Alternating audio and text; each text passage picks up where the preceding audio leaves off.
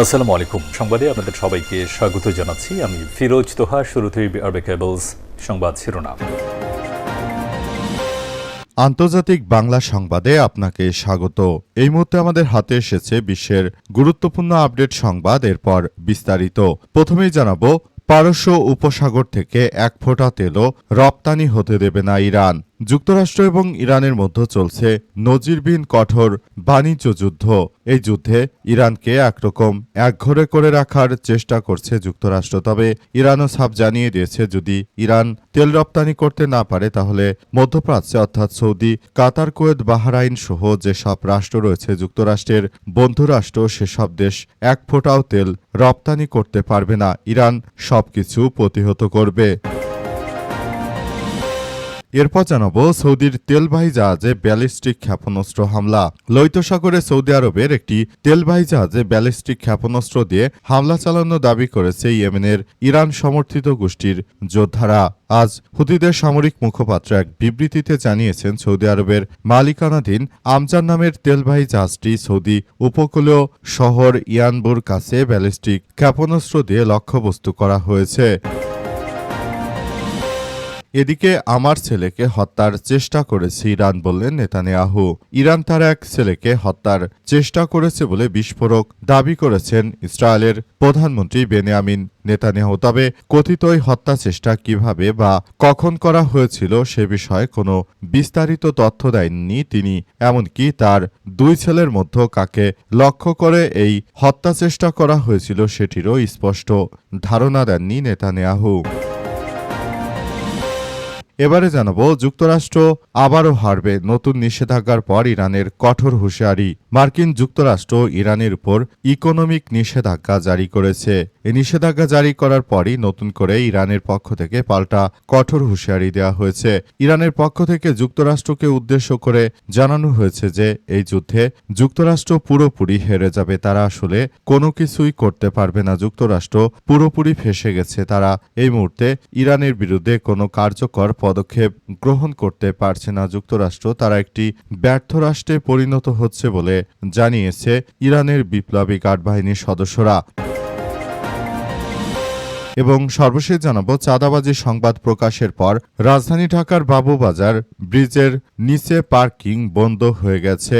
রাজধানীতে এবার নতুন করে ব্যাপক সংকটের সৃষ্টি করেছিল বিএনপির নেতৃত্ববৃন্দরা। এই ঘটনার পরই আসলে সারা দেশ জুড়ে এক ভয়াবহ বিপর্যস্ত পরিস্থিতির সৃষ্টি হয়েছে।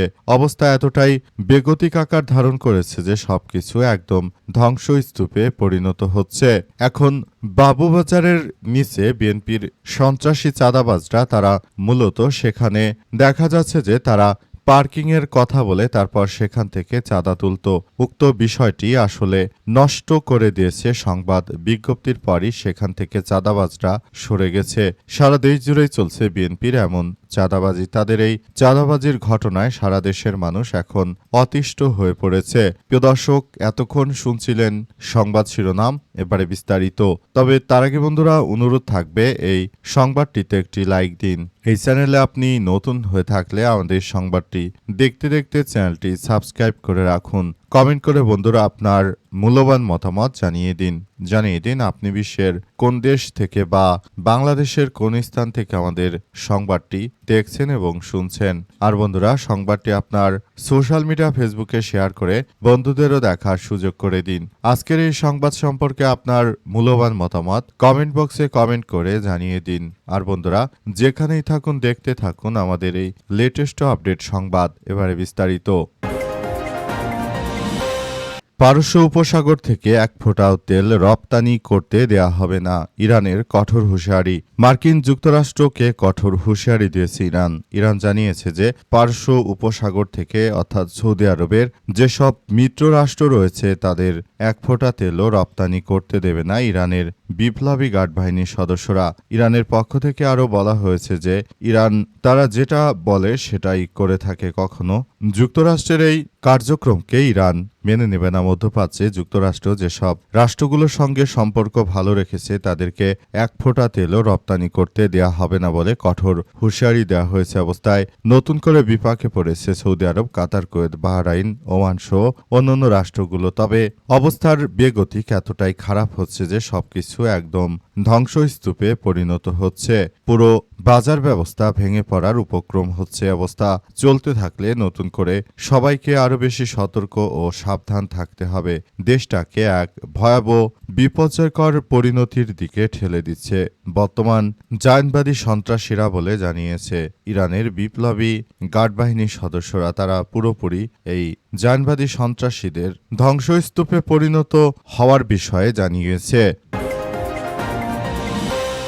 সৌদি আরবের তেলবাহী জাহাজে হুতিদের ভয়াবহ হামলা। এবার সৌদি আরবের তেলবাহী জাহাজে ভয়াবহ হামলা চালিয়েছে হুতি যোদ্ধারা। সৌদি আরব এবং যুক্তরাষ্ট্র মিলে ইয়েমেনের হুতি যোদ্ধাদের বিরুদ্ধে আক্রমণ করার পর থেকেই ইয়েমেন জানিয়ে দিয়েছিল যে কোনো সময় সৌদি আরবকে ধ্বংসস্তূপে পরিণত করতে তারা বদ্ধপরিকর। তারই ধারাবাহিকতায় এবার নতুন দফায় আবারও সৌদি আরবের একটি তেলবাহী ট্যাঙ্কারের উপর ভয়াবহ হামলা চালানোর ঘটনা ঘটেছে।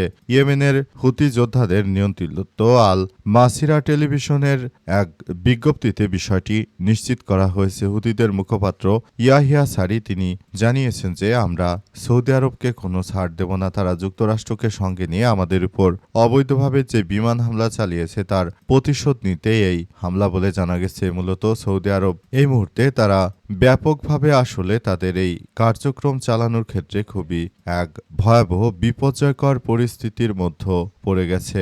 এই মুহূর্তে সৌদি আরব আসলে যে ধরনের কার্যক্রম শুরু করেছে এতে ইয়েমেনের হুতি যোদ্ধারা তাদেরকে ছাড় দেবে না। প্রতিনিয়ত হুতিরা সৌদি আরবের আরামকো তেল শোধনাগার সহ বিভিন্ন গুরুত্বপূর্ণ স্থাপনায় আক্রমণ চালাচ্ছে। পর্যন্ত অন্তত সৌদি আরবের 12টি তেলবাহী ট্যাঙ্কারে আক্রমণ চালিয়েছে হুতি যোদ্ধারা।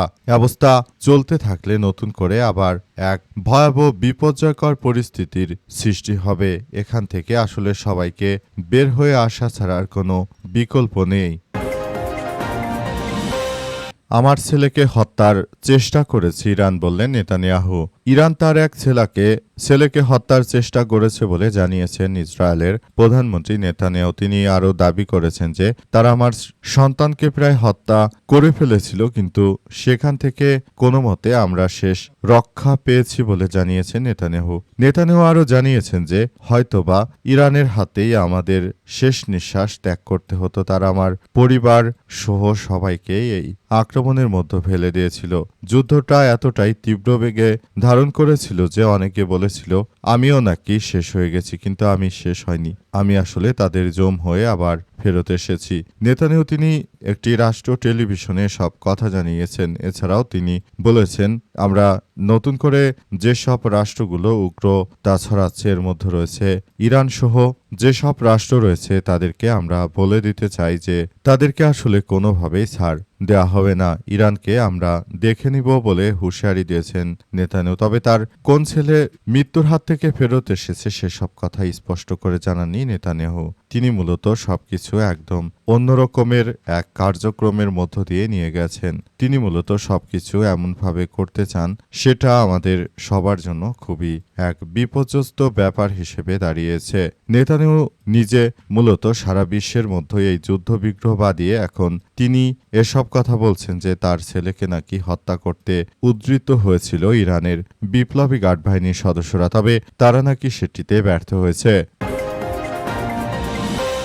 আবারও যুক্তরাষ্ট্রকে কঠোর হুঁশিয়ারি দিয়েছে ইরান। নতুন করে যুদ্ধ শুরু হলে এই যুদ্ধেও ইরান এর কাছে যুক্তরাষ্ট্র হেরে যাবে। ইরানের বিপ্লবী গার্ড বাহিনীর সদস্যরা নতুন করে আবার যুক্তরাষ্ট্রকে কঠোর হুঁশিয়ারি দিয়েছে। নতুন করে দি স্যাংশন অব ইকোনমিক ইরানের উপর ঘোষণা করার পরই মূলত যুক্তরাষ্ট্রের বিরুদ্ধে এই ঘোষণা দিয়েছে ইরানের বিপ্লবী গার্ড বাহিনীর সদস্যরা। তারা সরাসরি যুক্তরাষ্ট্রকে জানিয়ে দিয়েছে যে এই যুদ্ধে ইরান কখনোই পিছপা হবে না। তাদের যত খুশি তত স্যাংশন তারা দিতে পারে। এই মুহূর্তে ইরান আসলে যে ধরনের কার্যক্রম চালাচ্ছে এটা পৃথিবীর বুকে এক ভয়াবহ বিপর্যয়কর পরিস্থিতি বলে সৃষ্টি করেছে যুক্তরাষ্ট্রের নৌবাহিনীর সদস্যরা। তারা তাদের অন্তত 13টি বিমানবাহী রণতরী থাকার পরও যুক্তরাষ্ট্রের নৌবাহিনী পৃথিবীর ইতিহাসে সবথেকে এক ধরাশায়ী বিপর্যস্ত হয়ে পড়েছে। যুক্তরাষ্ট্র এই মুহূর্তে তারা নতুন কিছু করতে চাইলেও বাস্তবতা অনেক কঠিন, কারণ এই মুহূর্তে